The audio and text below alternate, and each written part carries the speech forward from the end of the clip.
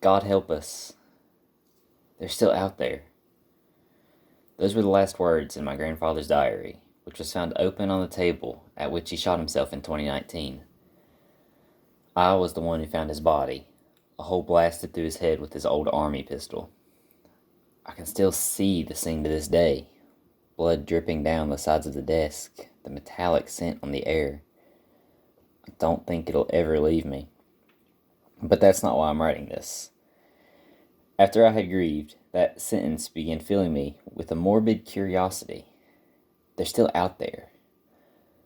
What was out there? My grandfather had always been a quiet man who kept to himself and spoke little about his past. He had served in the army of the USSR in his youth and had always assumed he kept silent about it out of guilt in being part of one of the cruelest regiments in the history of the world. After translating and reading his diary, I know better. That's what I'm here to tell you about. I know what he was keeping quiet about and why he took his life in 2019. It's all in the diary he kept during his time in the army. The first few months he writes about are mundane, mostly detailing his training and first deployment. What is clear from these parts is that he was a patriotic man who had no trouble following orders, a soldier who kept his mouth shut and his head down. That's probably what got him where he ended up. 6 months after his training, he was transferred to a base in the Ural Mountains he had never heard of. And that's where things started to get strange. This is his story. September 2nd, 1958. This place is like no base I have ever been stationed at. It's cut into the side of the mountains themselves, almost wholly concealed, and practically undetectable from the outside. We are not allowed any communication with the rest of the world. The base is built in 5 descending levels, going down to the roots of the mountain. Each level is accessed by a single tunnel, with airlocks and security stations connecting them. Without authorization, you cannot leave the level you are currently in. Our commander is a hard man named Sergei Yonatov. He talks little and is ruthless in disciplining his soldiers. I have only seen him once on my arrival here. He gave us our standing orders, which must be obeyed at all times. These orders are what give me pause about this whole situation. They seem ludicrous, but several men have already been punished for not keeping them in mind. If any staff member acts disoriented or follows you to a secluded part of the base, sound the alarm immediately. You are authorized to use lethal force if they do not desist. If you find yourself in a place where you do not remember entering, the alarm immediately and lie down on the floor with your hands on your head. But the strangest order is the last. If you are stationed at level 5 and the screaming stops, sound the alarm immediately. You are allowed to use lethal force until relieved. I don't know what to think of this. I wish to serve my country, but these orders fill me with a strange dread I've never felt before. September 5th, 1958. Today, I befriended another soldier stationed here.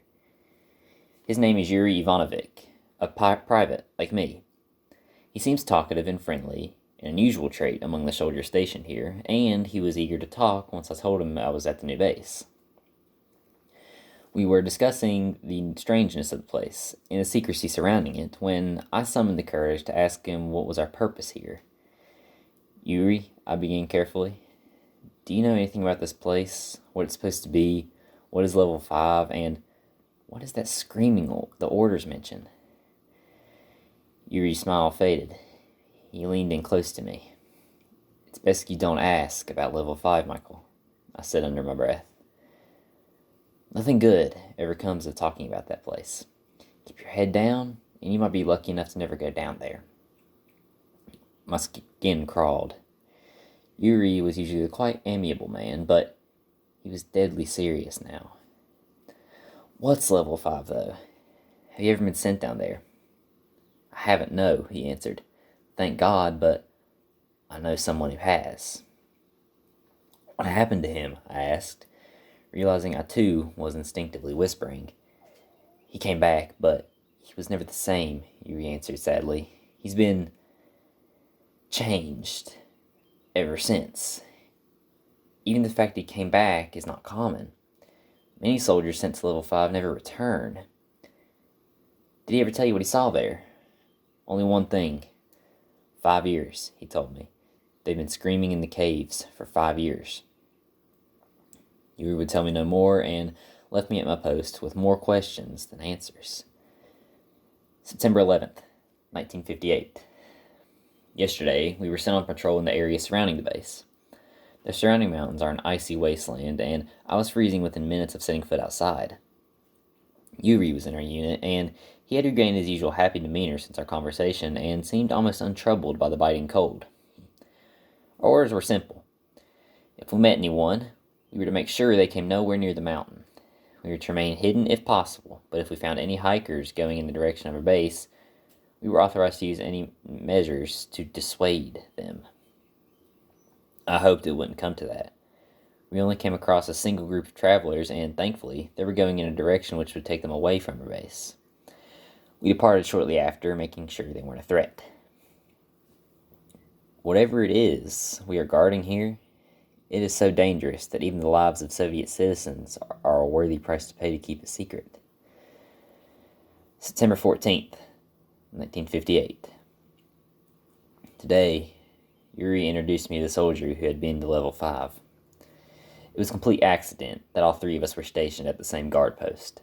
Yuri, always talkative, took no time in starting a conversation to make the hours go by faster. The soldier's name is Ivan. He's a thin man with nervous eyes that flick from side to side constantly. He talks in an anxious whisper. Yuri wasn't lying.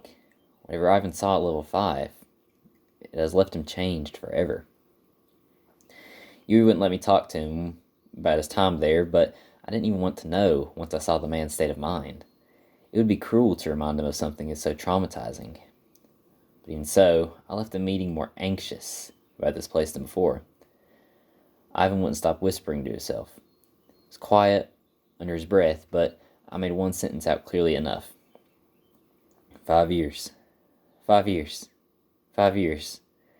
It's been inside them, in the dark, for 5 years. The next few months go by without much interesting happening. My grandfather spends most of his time either out on patrol in the surrounding areas or on guard duty in various positions of the base. He is never sent down to level 5 and doesn't inquire about it anymore. The next interesting entry is in mid-December. December 15th, 1958. I will never forget this day. We were on guard duty, checking the staff, going from level 4 to level 3. It had been a long shift, 5 hours so far, with 3 more to go. It was nearing midnight when things started going to shit. It was a quiet moment, and the corridor was empty, except for me and Yuri when the man appeared. He was a researcher, on a shoulder, balding, with a pair of spectacles and a red, round face. He was strangely hunched over, dragging his feet and looking at the floor. I figured he was simply tired after a long shift. "Papers, please, comrade," I asked him as I came up to my post. He looked up at me, and I stared back. His eyes were red and bloodshot, darting from side to side. Just like Ivan's. He mumbled something under his breath and made to walk past me. I stepped in his path. He hadn't given me any identification, and I couldn't let him pass by me. "Comrade, I need to see your authorization before you can leave level 4. The man was looking at the ground again, and he was closer to me. I could see him shivering. He was mumbling something under his breath. I leaned closer in to hear him. "They can't get out. They can't get out. We've left them there for 5 years. 5 years. I backed away slightly, raising my firearm. Yuri could see something was wrong and aimed his gun at the man's head. "Comrade," he said loud and slowly, "please give us your authorization." The man looked at him wide-eyed. "Have you been to level 5, soldier?" he asked in a hoarse whisper. Have you heard the trapped men scream?" "I need you to lie down now," I said, panic rising in my voice. No amount of military training could prepare me for what was one of the known to behave like. Yuri circled around, moving behind the man. The researcher didn't seem to notice. his attention totally fixed on me. He stumbled forward, and I gained my gun in nervous fingers. "They can never get out," he said, his voice trembling. "If any men are trapped in level 5, we will get them out," I said, trying to sound soothing and calm, even as my heart hammered in my chest. "The men?" the researcher mumbled. Then he laughed. No, the men are trapped, but it's not them that can never be freed. They're not alone in the caves." He looked me dead in the eyes. "It's the things in them that can never escape." He lunged forward, making a run past me. A gunshot rang through the corridor. The researcher crumbled to the floor, blood leaking from his chest. Commander Sergei Dyatlov stood behind Yuri, a smoking pistol in his hand. His face was twisted and barely contained fury. I snapped to attention, Yuri quickly following suit. "What is your first standing order, Private?" he asked, walking face to face with us and looking at me. "To sound the alarm if any staff member appears disoriented or follows us, sir. We are allowed to use lethal force if they do not comply with our commands, sir." "And did this man comply, Private?" "He did not, sir." "Then why did you not sound the alarm? Why was this man still alive when I found you? You forget your orders, and that cannot be tolerated in this base. There's a punishment for disobedience, Private." He smiled cruelly. "You will both report to level 5 tomorrow at noon." My blood ran cold. Yuri stepped up to Sergei. "Permission to speak, sir." "Granted." "Blame is mine, sir. I told Private Michael Sidorov to hold fire. I might have overstepped my rank and disobeyed standing orders, sir." I opened my mouth in shock. Yuri was lying. He was protecting my skin at his own risk. He shot me a quick glance and shook his head almost imperceptibly. I shut my mouth. "The situation was your fault, then?" Sergei asked him slowly. "Yes, sir." "Then you report to level 5 tomorrow alone. Now continue in your task. A cleanup team will arrive shortly to dispose of this body." With that, he walked off. I turned to Yuri once Sergei was out of earshot. "Are you mad? I'm to blame too. You can't take the fall for this. You know what level 5 did to Ivan, and to that researcher. You can't possibly..." "Keep calm, Michael." Yuri cut me off. I could tell he was trying to remain casual and managing with such great difficulty. "There's no reason for two of us to go down there if we can avoid it. We'll be fine. Don't worry. It can't be as bad as everyone would have said we believe." He smiled wearily. "Besides, this way I can tell you about what's going on down there when I get back." The rest of our guard shift was carried out in silence. Yuri then departed to his bunk to catch some sleep before we had to report to level 5. But I can't sleep. I can't stop thinking about what could be waiting down there and what my friend might come back like, if he comes back at all. December 16th, 1958.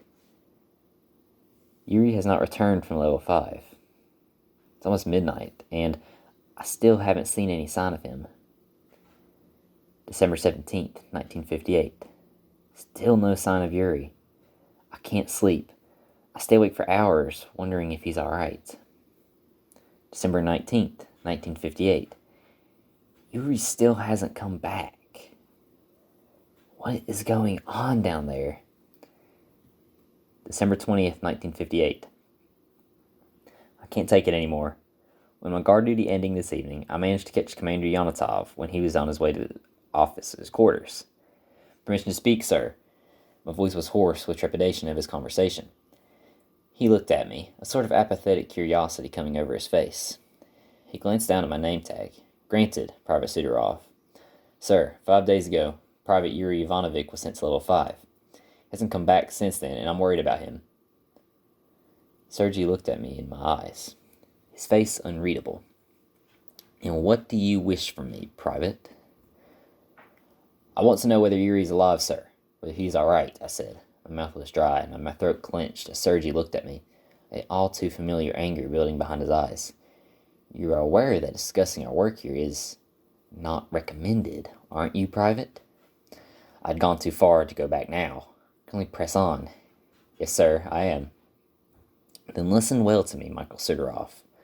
Whether your friend is or isn't alive is of no concern to me or our task here. Our only job is to keep level 5 secure. That is what we do here, and I will gladly send every man into space to their deaths if it means that task is carried out. Sergei's voice was getting louder and louder until he was shouting at the top of his lungs, spittle flying into my face. Completely unknowingly, I had touched on a subject which I shouldn't have ever opened with him. Sir, I began to apologize. Sergei wouldn't have it. What's down there can never come into light of day, do you understand? If your friend shot himself after what he heard there, it is a low price to pay. Never forget that. With that, he turned and stormed off. I might have made a huge mistake today. December 21st, 1958. If I never write again in this diary, know I have either killed myself or am too changed to ever write my memories down again.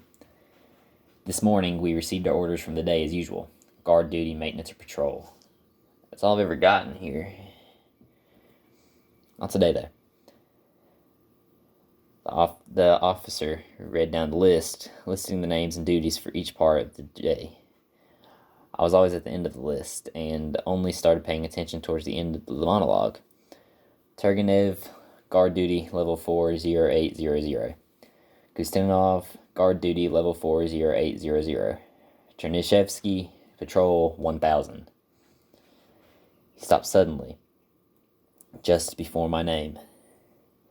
His eyes tightened as he squinted down on his list, as if surprised by what he read there. Then he spoke in a strangled, hushed voice. Michael Sidorov. Report to level 5.